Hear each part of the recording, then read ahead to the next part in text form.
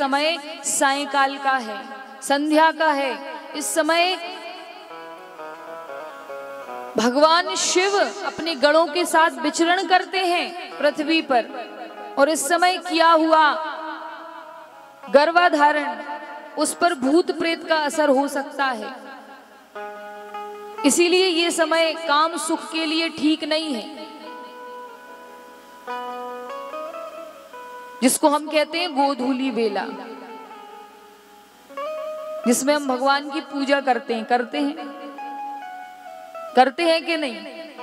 वो कहते हैं ना कि उसमें ना झाड़ू लगाना चाहिए, उस समय ना कंघी करनी चाहिए, ना ज्यादा बातचीत करना चाहिए, सब काम पहले कर लो। जो 6 से 7 बजे का समय रहता है वो भगवान का आने का समय रहता है। उस समय कोई भी हमें ये ऊटपटांग काम नहीं करने चाहिए।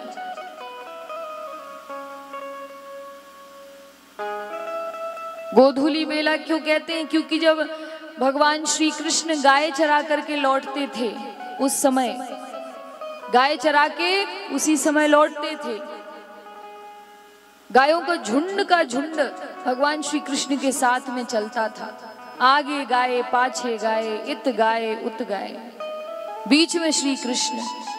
वो गायों की जो खुर से उड़ने वाली धूल थी वो ठाकुर जी के चेहरे पे जाकर के लगती थी, और चेहरा एकदम सोने की तरह चमकता था। उस समय श्री ठाकुर जी गायों को लेकर के आते थे और मैया यशोदा थाली सजा करके खड़ी रहती थी। शाम के समय संध्या वेला में कृष्ण बलराम दोनों भैयाओं की आरती किया करती थी मैया रोज। इसीलिए कहते हैं कि उस समय भगवान अपने घर में आते हैं, देखने आते हैं कि हम क्या कर रहे हैं। सोना नहीं चाहिए, भोजन नहीं करना चाहिए संध्या बेला में, लेकिन आजकल तो हम सब कुछ करने लगे, इसीलिए तो दुखी है। ये कुछ नियम है महाराज, जो आज भी इन नियमों के मुताबिक चलता है तो उसका घर जाकर के देखना कितनी शांति है।